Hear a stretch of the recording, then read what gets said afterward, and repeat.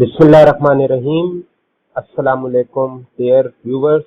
अभी तक हम देख चुके हैं कि सॉफ्टवेयर आर्किटेक्चर होता क्या है, सॉफ्टवेयर आर्किटेक्चर को मॉडल कैसे करना है, सॉफ्टवेयर आर्किटेक्चर के स्टाइल्स क्या हैं, किस तरह से हम कंपोनेंट्स को आपस में अरेंज कर सकते हैं, और सॉफ्टवेयर आर्किटेक्चर के अंदर हमने क्वालिटी एट्रीब्यूट्स कौन कौन से लेकर आने। तो जब ये आप सब कुछ कर चुके हैं तो इसके बाद हमने आर्किटेक्चर की एवेल्युएशन करनी होती है। तो आज का हमारा टॉपिक आर्किटेक्चर एवेल्युएशन के साथ है। सॉफ्टवेयर सिस्टम के अंदर आर्किटेक्चर एवेल्युएशन बहुत ही इम्पोर्टेंट प्रैक्टिस है, जिसकी मदद से हम क्वालिटी सॉफ्टवेयर प्रोड्यूस कर सकते हैं। Architecture evaluation is the process of determining if an architecture is fit for the purpose for which it is intended. जैसे कि मैंने आपको बताया कि आर्किटेक्चर हम बना चुके हैं, उसके लिए हमने स्टाइल सेलेक्ट कर लिया है, उसको हमने मॉडल कर लिया है, उसके अंदर हमने क्वालिटी एट्रीब्यूट सेट कर दिए हैं। तो अब हम ये चेक करना चाहेंगे कि ये जो चीज़ हमने आर्किटेक्चर बनाया है, क्या ये अपने मकसद के मुताबिक है, जिस मकसद के लिए इसको बनाया गया था उस मकसद के मुताबिक है, या इसके अंदर अभी कोई कमी मौजूद है। तो एवेल्युएशन बेसिकली हम परफॉर्म करते हैं ताकि हम सॉफ्टवेयर आर्किटेक्चर को एनालाइज कर सकें, उसके अंदर जो पॉसिबिलिटी ऑफ रिस्क है उसको हम कम से कम कर सकें, हम क्वालिटी रिक्वायरमेंट्स को वेरीफाई कर सकें, जो हमने through out the design process जिसको हमने ऐड किया है। लास्ट लेक्चर के अंदर हमने देखा था कि क्वालिटी एट्रीब्यूट्स हमने इनकॉर्पोरेट करने हैं अपने आर्किटेक्चर के अंदर, तो उसको हम वेरीफाई कर सकें। The role of evaluation is to make sure that the design architecture will be able to provide all that is expected of it. तो evaluation का मकसद क्या है? इसका रोल ये है कि हम इस बात को यकीनी बना सकें, we want to make sure कि जो आर्किटेक्चर बनाया है वो बिल्कुल एक्सपेक्टेशन के मुताबिक है। एक्सपेक्टेशन जो आप कर रहे थे कि सॉफ्टवेयर आर्किटेक्चर बनाने से हमें ये चीज़ें हासिल हो जाएंगी, तो हम ये अब मेक श्योर करना चाहते हैं ड्यूरिंग द एवेल्युएशन कि वाकई आर्किटेक्चर उन एक्सपेक्टेशन पे पूरा होता है। Usually the evaluation takes one of these three forms. 3 तरीकों से एवेल्युएशन हो सकती है। एक तो है evaluation by the designer. Design process के दौरान जो डिज़ाइनर जो आर्किटेक्चर को डिज़ाइन कर रहा है वो एवेल्युएशन करे। Number 2, evaluation by peers within the design process. अगर आप एक डिज़ाइनर हैं तो आपके बाकी जो कोलीग्स हैं उनकी तरफ से एवेल्युएशन की जाए, आपके पीयर्स की तरफ से एवेल्युएशन की जाए। And number 3, analysis bye outsider. जब एक आर्किटेक्चर बन जाए तो फिर आपकी कंपनी से बाहर से कोई बंदा आए और वो आकर आपके आर्किटेक्चर को एवेल्युएट करे। तो या तो जो डिज़ाइनर है वो खुद ही एवेल्युएट करे, या डिज़ाइनर के साथ ही एवेल्युएट करें, या ऑर्गेनाइजेशन से बाहर से कोई बंदा आके आर्किटेक्चर को एवेल्युएट करे। फर्स्ट जो टाइप है वो है एवेल्युएशन बाय द डिज़ाइनर, यानी जिस वक्त डिज़ाइनर आर्किटेक्चर बना रहा है उसी वक्त साथ साथ डिज़ाइनिंग के साथ साथ वो एवेल्युएशन भी करता रहे। ये किस वक्त होगा? Every time the designer makes a की डिज़ाइन डिसीजन। जिस वक्त भी डिज़ाइनर एक की डिज़ाइन डिसीजन लेता है, कोई स्टाइल को इम्प्लीमेंट करता है, कोई क्वालिटी एट्रीब्यूट लेकर आता है, कोई एलिमेंट्स को ऐड या रिमूव करता है, तो उस वक्त साथ ही उसी वक्त उसको एवेल्युएशन भी करनी चाहिए। और कंप्लीट्स अ डिज़ाइन माइलस्टोन, या तो कोई डिज़ाइन कंप्लीट करता है जो उसने माइलस्टोन पहले से सेट किए हुए थे कि 3, 4, 5 ये मेरे माइलस्टोन्स हैं जिसके हिसाब से मैं डिज़ाइन को बनाऊंगा।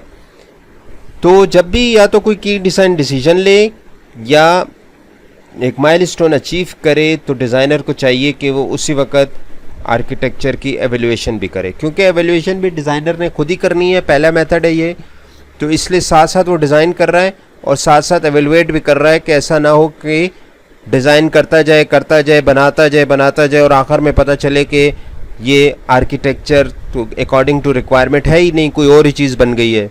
तो इसलिए जब भी वो चेंजेस करता है आर्किटेक्चर के अंदर या एक पोर्शन कंप्लीट करता है तो साथ साथ वो एवेल्युएशन भी करता है, साथ साथ वो चेक करता है कि the chosen and competing alternatives, इनको वो एवेलुएट करता रहता है कि जो मैंने अभी ये सिलेक्शन की है, ये डिज़ाइन डिसीजन मैंने लिया है या ये मैंने काम कंप्लीट किया है, तो ये सही है या गलत है, इसको पार्ट ऑफ आर्किटेक्चर बनाया है तो आर्किटेक्चर के साथ साथ एवेलुएशन हो रही है।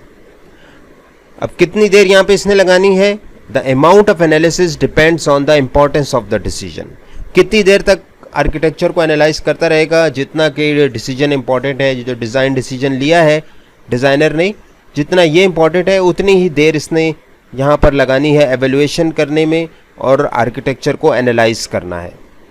Do not spend more time on a decision than it is worth.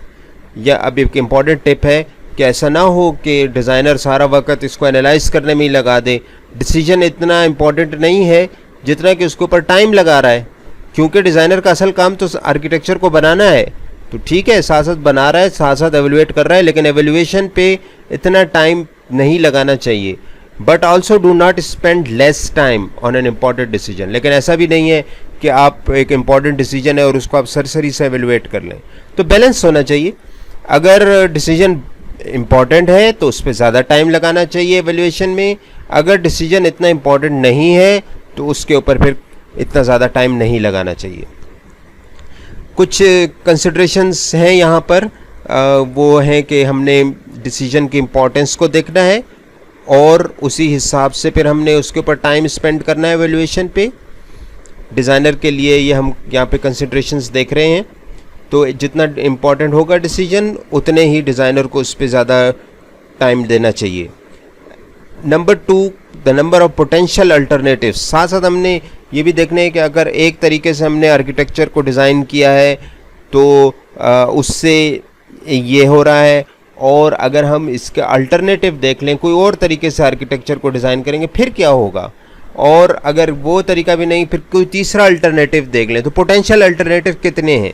The number of potential alternatives. एक तरीका यूँ आर्किटेक्चर नहीं बनाया तो दूसरा तरीका उस तरह नहीं बनाया तो तीसरा तरीका, उनको हमने कंसिडर करना है। Good enough as opposed to be perfect. पर ये याद रखें कि परफेक्ट सिर्फ अल्लाह ताला की ज़ात है, इंसान का काम कभी परफेक्ट नहीं हो सकता। तो आपने अपनी तरफ से ये कोशिश नहीं करनी कि हम बिल्कुल परफेक्ट चीज़ बनाएं। ठीक है, इंसान जितना भी परफेक्ट काम कर ले उसमें खामखा कहीं ना कहीं पे गलती होगी। हमारी कोशिश ये होनी चाहिए कि गुड इनफ हो। ठीक है, गुड इनफ बन जाए, ये ज़्यादा इम्पॉर्टेंट बात है, बजाय इसके कि हम उस पर बहुत ज़्यादा टाइम लगा लें और बहुत ज़्यादा एफर्ट लगा लें कि उसको हम परफेक्ट बनाने की कोशिश करें। सेकेंड मेथड ऑफ एवेल्युएशन जो है वो है peer review. Architectural designs can be peer reviewed just as code can be peer reviewed. आपने टेस्टिंग में पढ़ा होगा, कोड के जब आप टेस्ट करना चाहते हैं तो उसमें भी एक ऑप्शन मौजूद होता है कि एक या तो खुद जो प्रोग्रामर है वो खुद ही टेस्ट कर ले या अपने पेयर को, अपने साथी को बता दे कि ये कोड ज़रा टेस्ट कर लें। तो इसी तरह यहाँ पे भी आर्किटेक्चर एवेल्युएशन के अंदर भी जो दूसरा मेथड है वो ये है कि आप ये डिज़ाइन जो आर्किटेक्चर का डिज़ाइन बना है इसको पेयर रिव्यू कराया जाए। यानी आप अपने साथी को ही दे देते हैं कि आर्किटेक्चर आपने बनाया है और अपने साथी को आपने दे दिया कि इस आर्किटेक्चर को एवेल्युएट करें, इसमें देखें कोई गलती तो नहीं है। A pair review can be carried out at any point of the design process. अब वहाँ पे तो हमने देखा था पहले मेथड में कि जब हम कोई माइलस्टोन अचीव करते थे या इम्पॉर्टेंट डिसीजन लेते थे तब हम एवेल्युएशन करते थे, लेकिन पेयर रिव्यू किसी वक्त भी कराया जा सकता है। डिज़ाइन प्रोसेस के दौरान किसी वक्त भी आप अपने साथी को रिक्वेस्ट कर सकते हैं, अपने पेयर को रिक्वेस्ट कर सकते हैं कि वो आपका आर्किटेक्चर को रिव्यू करें। Where a candidate architecture or at least a coherent reviewable part of one exist. लेकिन जाहिर है जब आपके पास कोई आर्किटेक्चर बनेगा तभी आप अपने साथी को कह सकेंगे ना कि इसको रिव्यू करें। तो अगर अभी कुछ बना ही नहीं है और आपने 2 बॉक्स बना दिए और एक एरो बना दिया और फिर आप अपने पेयर को कह रहे हैं कि इसको रिव्यू करें, तो ये मुनासिब बात नहीं होगी। ज़ाहिर है कि आपके पास एक अच्छा सा आर्किटेक्चर बन जाए, कैंडिडेट आर्किटेक्चर, या कम से कम उसके एक कोई पार्ट बना दिया आपने, बहुत बड़ा आर्किटेक्चर है और उसके अंदर आपने कोई उसका एक हिस्सा बना दिया, तब आप अपने रिव्यू करने के लिए अपने पेयर को कह सकते हैं कि इस आर्किटेक्चर को रिव्यू करें। There should be fixed amount of time allocated for the peer to review. अब जो आपने अपने साथी को रिव्यू करने के लिए कह रहे हैं तो उसको भी हमने एक फिक्स्ड अमाउंट ऑफ टाइम देना है। कितना? एटलीस्ट सेवरल आवर्स, कुछ घंटे दे दें या पॉसिबली हाफ अ डे। ऐसा ना हो कि आप अपने साथी को दे दें आर्किटेक्चर को रिव्यू करने के लिए, वो 2 हफ्ते ले उस पर रिव्यू करने के लिए। ऐसा नहीं होना चाहिए। उसको आप फिक्स्ड अमाउंट ऑफ टाइम दें, 2 घंटे 4 घंटे, आधा दिन आपने उसको दे दिया और आपने उसको कहा कि इस आर्किटेक्चर को रिव्यू करें। अब इसके स्टेप्स क्या हो सकते हैं? The reviewers determine a number of quality attribute scenarios to derive the review. Reviewers कैसे रिव्यू करेंगे? वो कुछ क्वालिटी एट्रीब्यूट सिनेरियोज बना लेंगे, ठीक है, और उनकी मदद से रिव्यू करेंगे। ये सिनेरियो कौन बनाएगा? ये रिव्यू टीम बनाएगी या हो सकता है एडिशनल स्टेक होल्डर्स बना लें। तो रिव्यूअर क्या करेंगे? बहुत से सिनेरियोज, केसेस कंसिडर करेंगे कि अच्छा अगर ये केस हो जाए तो फिर आर्किटेक्चर के ऊपर आर्किटेक्चर कैसे बिहेव कर रहा है, हाँ अगर ये हो जाए फिर क्या होगा। तो बहुत सारे केसेस को वो रिव्यू के लिए इस्तेमाल करेंगे। Number 2, the architect present the portion of architecture to be evaluated. सबसे पहले क्या होगा कि आर्किटेक्ट आर्किटेक्चर को प्रेजेंट करेगा, जिस आर्किटेक्चर को एवेल्युएट करना है उसको प्रेजेंट करेगा, ताकि रिव्यूअर को एक आइडिया तो हो जाए ना कि ये आर्किटेक्चर क्या है और इसके अंदर जो कंपोनेंट्स बने हुए हैं ये क्या काम कर रहे हैं। तो यहाँ पर अगर रिव्यूअर कोई क्वेश्चन करते हैं तो वो सिर्फ और सिर्फ इसलिए क्वेश्चंस होंगे ताकि उनको समझ आ जाए आर्किटेक्चर की, ठीक है। यहाँ पे अभी वो सजेशन नहीं दे रहे, वो अपने आप को समझा रहे हैं कि अच्छा ये जो आर्किटेक्चर बना हुआ है इसमें कौन कौन से पोर्शन क्या रिप्रेजेंट कर रहे हैं। So for each scenario, the designer walks through the architecture and explain how the scenario is satisfied. जैसे मैंने बताया कि अब स्पेशल केसेस के ज़रिए इसकी एवेल्युएशन हो रही है, तो हर एक सिनेरियो के अंदर डिज़ाइनर एक्सप्लेन करेगा कि ये वाला सिनेरियो फॉर एग्जांपल अवेलेबिलिटी या परफॉर्मेंस, कोई भी क्वालिटी एट्रीब्यूट है अगर, तो उसको किस तरह से पूरा कर रहा है। The designer ask question to determine. अब यहाँ पे डिज़ाइनर्स क्वेश्चन पूछ रहे हैं, वो समझ चुके हैं, प्रेजेंटेशन हो चुकी है, वो आर्किटेक्चर को समझ चुके हैं, अब वो दूसरी तरह के क्वेश्चन कर रहे हैं। क्या क्या? Number A, that the scenario is in fact satisfied. वो इसलिए क्वेश्चन कर रहे हैं कि हाँ जो ये डिज़ाइनर एक्सप्लेन कर रहा है, फॉर एग्जांपल क्वालिटी का केस ले रहा है या परफॉर्मेंस का केस ले रहा है, तो वो सेटिस्फाई हो गया है। And number B, whether any of the scenarios being considered will not be satisfied.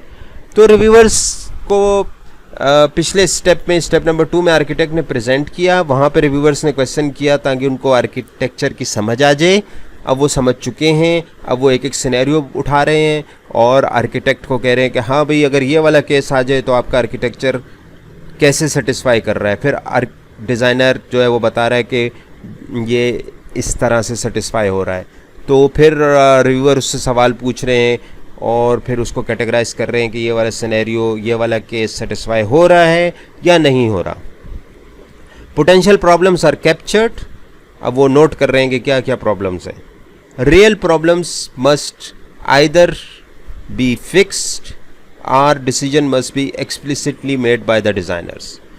तो उन्होंने पोटेंशियल प्रॉब्लम्स निकाले कि ये प्रॉब्लम्स हो सकते हैं, और फिर रिव्यूअर्स ने क्या किया कि जो रियल प्रॉब्लम्स थे उनको कहा कि ये तो फिक्स होने चाहिए, या डिज़ाइनर इनके बारे में कोई डिसीजन ले कि किस तरह से बाद में इनको हैंडल करेगा या क्या करेगा डिज़ाइनर फिर इसके ऊपर एक डिसीजन लेगा। And the project manager accept the problem. Project manager को तो ये जल्दी है कि प्रोजेक्ट जल्दी ख़त्म हो, तो अगर ये इसमें और मसले मसाइल निकल आए और प्रॉब्लम्स निकल आए तो फिर प्रोजेक्ट मैनेजर का भी राज़ी होना उसमें ज़रूरी है। तो वो एक्सेप्ट कर रहा है कि हाँ भाई ये प्रॉब्लम्स हैं और इनकी प्रोबेबिलिटी हो सकती है फ्यूचर में एग्जिस्ट करें, तो प्रोजेक्ट मैनेजर भी बीच में इस मीटिंग में उसका एग्री होना भी ज़रूरी है। अच्छा, थर्ड हम टाइप पे आ जाते हैं जो है एनालिसिस बाय द आउटसाइडर। अब एवेल्युएशन या तो डिज़ाइनर खुद कर रहा है, आर्किटेक्ट खुद कर रहा है, या उसके पेयर रिव्यू कर रहे हैं। और थर्ड टाइप ये है कि अब हम आउटसाइड द ऑर्गेनाइजेशन एवेल्युएटर्स को बुला रहे हैं और उनको हम कह रहे हैं कि वो आके इस आर्किटेक्चर को देखें। अब उनको हमारे ऑर्गेनाइजेशन का नहीं पता, उनको आर्किटेक्ट का नहीं पता, उसके साथियों का नहीं पता। हो सकता है आप जब एक चीज़ बनाते हैं तो आपको अच्छी लगती है, आपका दोस्त भी जब उसको देख रहा है वो भी आपको जानता है, तो वो भी आपकी खातिरदारी में आपको हो सकता है वो सही तरह से हाईलाइट ना करे प्रॉब्लम्स को, लेकिन जो बाहर से बंदा आ रहा है they can cast an objective eye on an architecture. वो देख रहा है कि क्या आर्किटेक्चर के अंदर कोई जान है, वो जिस मकसद के लिए बनाया हुआ है वो उसको पूरा कर सकता है या नहीं। अच्छा, आउटसाइड यहाँ पे एक रिलेटिव टर्म है।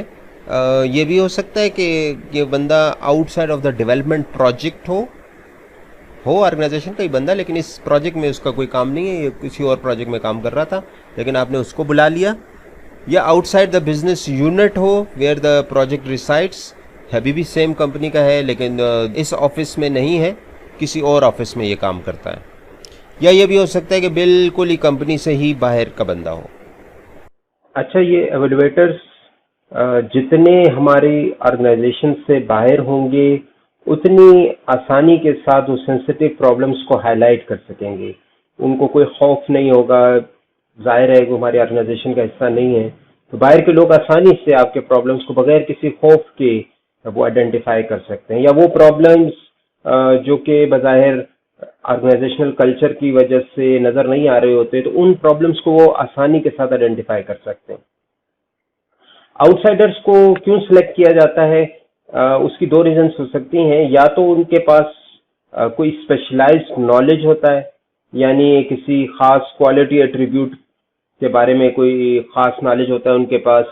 फॉर एग्जांपल, हम एक सिस्टम बना रहे हैं और उसके लिए एक जो क्वालिटी एट्रीब्यूट है बहुत इंपॉर्टेंट है, तो इस सिस्टम जिसको हम एग्जामाइन कर रहे हैं, जिसको हम एवेल्युएट कर रहे हैं, इसके लिए क्योंकि ये क्वालिटी एट्रीब्यूट इंपॉर्टेंट है और इस क्वालिटी एट्रीब्यूट का नॉलेज जो है इस आउटसाइडर बंदे के पास है, तो इसलिए हम उसको बुला रहे हैं। दूसरी रीजन ये हो सकती है कि आउटसाइडर के पास एक्सपीरियंस है बहुत ज़्यादा, वो पहले भी बहुत सारे आर्किटेक्चर्स को एवेल्युएट कर चुका है, उसका काम ही यही है, या उसके पास एक्सपीरियंस है, तो हम इसलिए उसको बुला रहे हैं ताकि वो हमारा आर्किटेक्चर एवेल्युएट कर सके। अच्छा, मैनेजर्स भी बहुत ज़्यादा इन आउटसाइड टीम्स जो आती हैं और प्रॉब्लम्स को आइडेंटिफाई करती हैं, तो इन प्रॉब्लम्स को सुनने में बड़ा उनका भी इंटरेस्ट होता है, वो इंक्लाइन होते हैं इन प्रॉब्लम्स को सुनने में।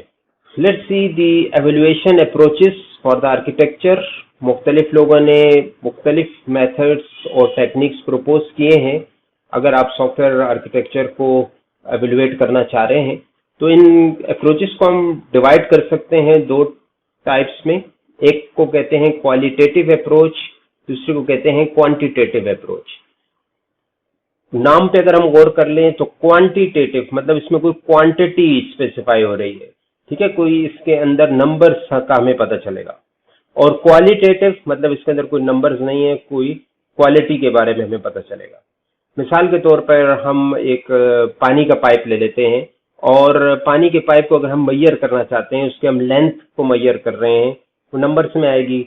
उसकी आप मोटाई को मैयर करना चाह रहे हैं फॉर एग्जांपल, तो ये जो रिजल्ट आएगा ये हमारे पास नंबर्स में आएगा। तो ऐसी मैयरमेंट को, ऐसे एनालिसिस को क्वांटिटेटिव एनालिसिस या क्वांटिटेटिव मैयरमेंट कहते हैं। जबकि अगर हम उस पाइप की क्वालिटी देखना चाहें कि कितना मजबूत है, इससे कितना पानी फ्लो कर सकता है, ये कितने अरसे काम करेगा, किस मटेरियल का बना हुआ है, तो ये सारी चीजें जो है ये इसमें अब कोई नंबर्स नहीं आ रहे हमारे पास, लेकिन हम क्वालिटी को चेक कर रहे हैं। तो ऐसी अप्रोच को क्वालिटेटिव अप्रोच कहा जाता है। तो आर्किटेक्चर में भी दोनों यही अप्रोचेस मौजूद हैं। अगर आप नंबर्स आपको मिल रहे हैं मेजरमेंट की मदद से, तो इसको फिर क्वांटिटेटिव मेजरमेंट कहेंगे। अगर आपको नंबर्स नहीं मिल रहे, आपको कोई और हम मैट्रिक यूज कर रहे हैं, तो फिर इसको क्वालिटेटिव अप्रोच कहेंगे। मिसाल के तौर पे आप सॉफ्टवेयर की अगर हम बात करें, सॉफ्टवेयर के अंदर नंबर ऑफ लाइंस को आप काउंट कर रहे हैं कि कोड में कितनी लाइंस लिखी हुई हैं, number of lines of code, तो ये एक नंबर आएगा। तो ये नंबर है तो इसका मतलब है कि ये क्वांटिटेटिव अप्रोच है।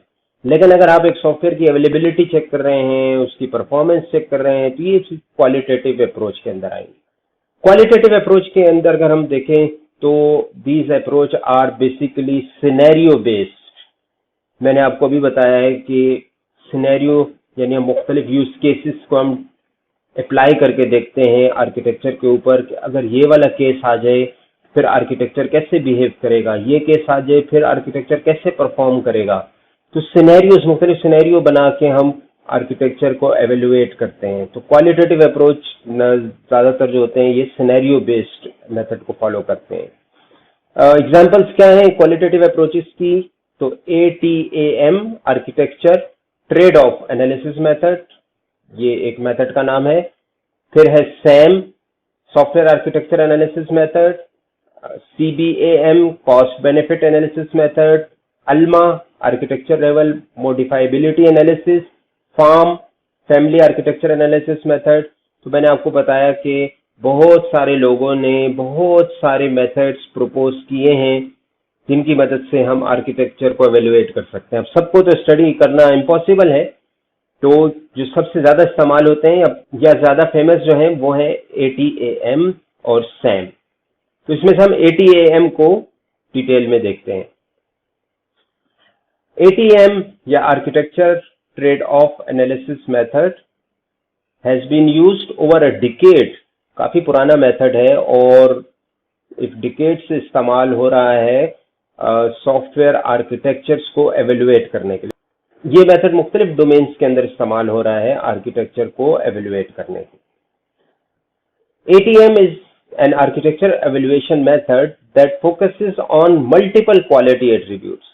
पहली बात तो ये है कि ये मेथड किसी एक दो क्वालिटी एट्रीब्यूट्स के ऊपर फोकस नहीं करता, बल्कि मल्टीपल क्वालिटी एट्रीब्यूट्स के ऊपर फोकस करता है। Number second, eliminate points in architecture where quality attributes trade off occurs. तो ट्रेड ऑफ मैंने आपको पहले भी बताया था कि अक्सर ऐसा होता है कि जब हम एक क्वालिटी एट्रीब्यूट के ऊपर फोकस करते हैं और उसको अच्छा करने की कोशिश करते हैं तो दूसरा क्वालिटी एट्रीब्यूट उससे इफेक्ट हो जाता है। मसलन आप अवेलेबिलिटी को लेके आना चाह रहे हैं, तो अवेलेबिलिटी के लिए आपने रिडंडेंट फाइल्स रख दी हैं ताकि अगर एक खराब भी हो जाए तो दूसरी फाइल अवेलेबल हो। जाहिर है कि इससे स्पेस का मसला आएगा, परफॉर्मेंस हो सकता है इससे खराब हो जाए। तो आप एक क्वालिटी एट्रीब्यूट को अच्छा करने की कोशिश करते हैं तो दूसरा उससे इफेक्ट हो जाता है, इसको ट्रेड ऑफ बोलते हैं। तो ATM क्या कर रहा है? ATM आपको आर्किटेक्चर में वो जगह आइडेंटिफाई करके दे रहा है, वो पॉइंट बता रहा है जहां पर क्वालिटी एट्रीब्यूट्स का ट्रेड ऑफ हो रहा है।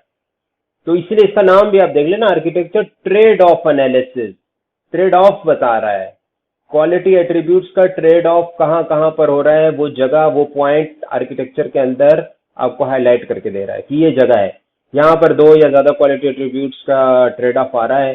तो फिर आपको देखना है कि वो कितनी एक एट्रीब्यूट पे मेहनत करनी है कि दूसरा भी इफेक्ट ना हो और ये भी अच्छा हो जाए।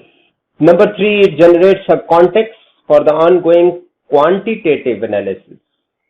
जी, ये क्वांटिटेटिव जिसमें नंबर्स आ रहे हैं, तो क्वांटिटेटिव एनालिसिस के लिए भी ये एक कॉन्टेक्स्ट प्रोवाइड करता है, बैकग्राउंड देता है। Number 4, it utilises the architecture's vested stakeholders as authorities on the quality attribute goals.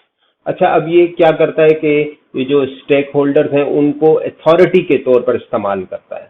ठीक है, अथॉरिटी का मतलब ये है कि इनकी तरफ से इजाजत हो गई है, इनके अप्रूवल मिल गया है।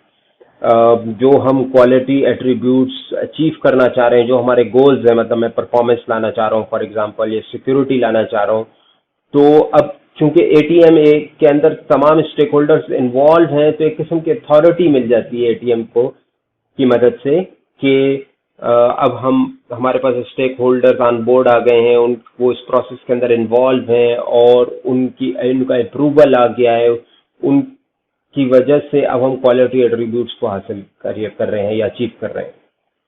पर्पस क्या है ATM का? Purpose is to assess the consequence of architectural decision in the light of quality attributes requirements and business goals। हम ये देखना चाह रहे हैं कि हमने एक क्वालिटी एट्रीब्यूट की रिक्वायरमेंट थी, कोई क्वालिटी एट्रीब्यूट हम लेकर आना चाह रहे थे, कोई बिजनेस गोल्स थे हमारे पास, हम उनको अचीव करना चाह रहे थे, तो उसके लिए हमने आर्किटेक्चर के अंदर थोड़ी सी चेंजेस की हैं। आर्किटेक्चर के अंदर हमने डिसीजंस लिए हैं थोड़े बहुत।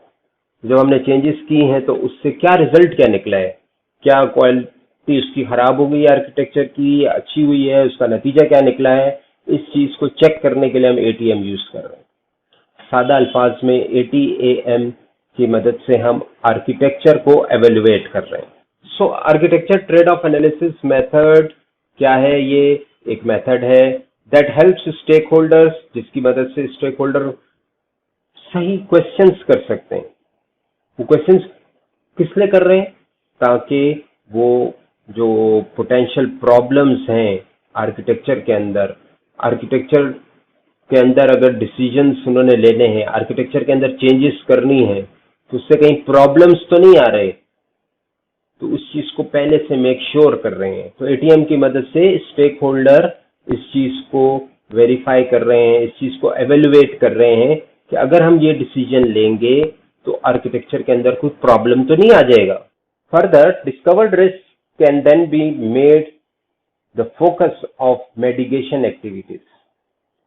फिर ये हो सकता है कि जब आपने रिस्क आइडेंटिफाई कर लिए कि अगर हम ये काम करेंगे, अगर हम ये चेंजेस करेंगे आर्किटेक्चर के अंदर, तो इससे ये वाला कॉन्सिक्वेंस निकल सकता है, ये वाला रिस्क आ सकता है, ये रिजल्ट होगा उसका।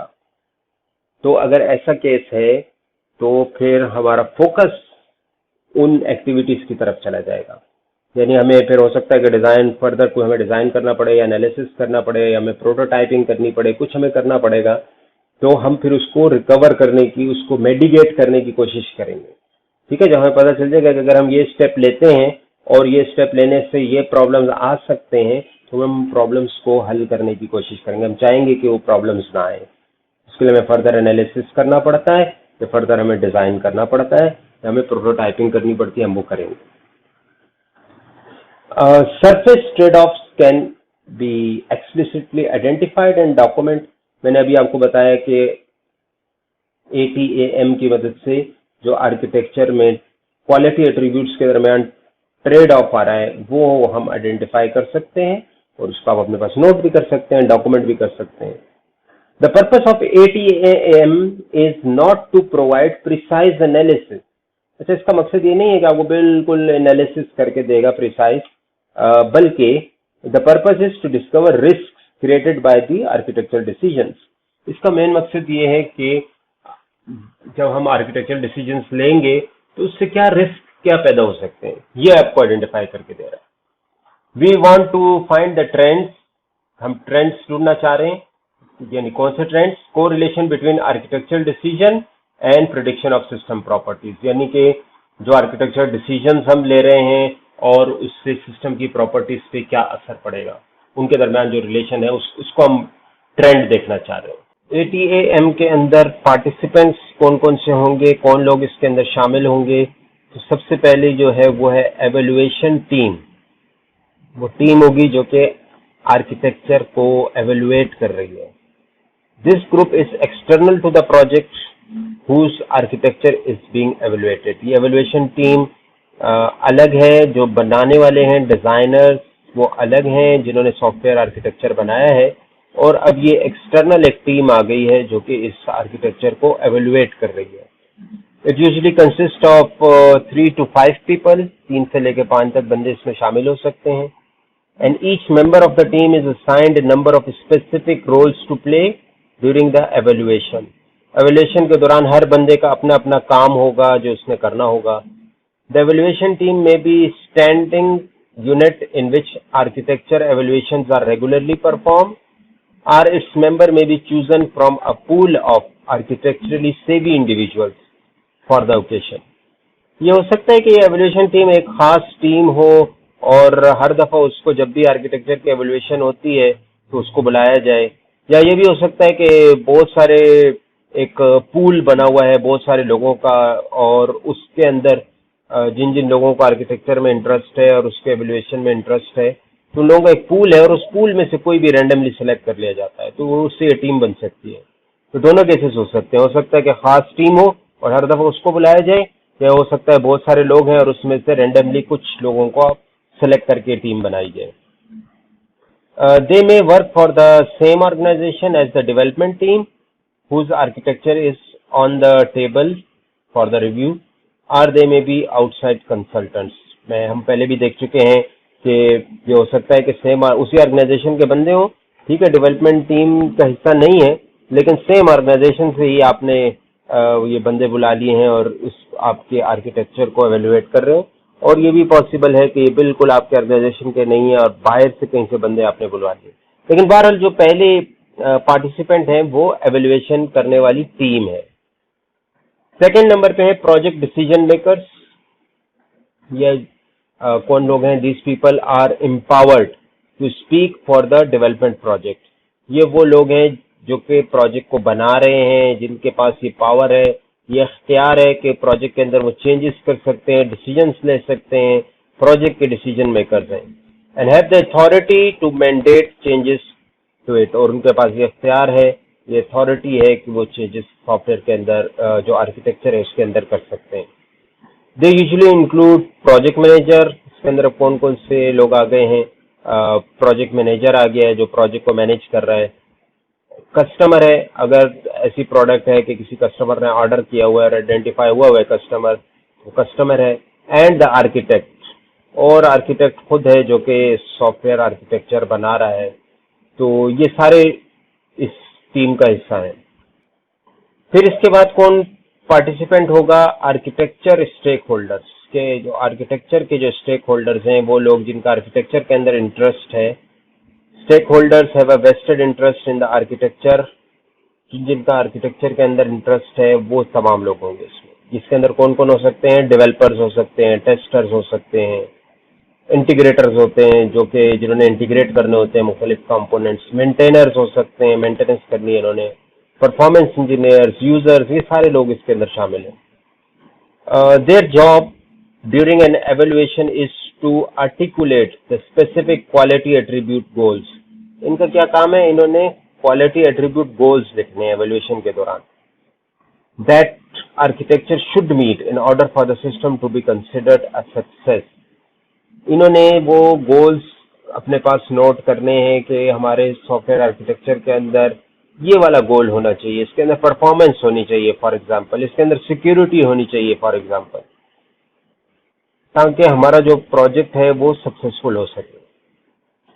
A rule of thumb is that you should expect to enlist 12 to 15 stakeholders for the evaluation of a large enterprise critical architecture. अब ये तो इतने ज़्यादा लोग हैं, तो डेवलपर और टेस्टर और इंटीग्रेटर, कितने लोग, ये तो बहुत बड़ी टीम बन जाएगी।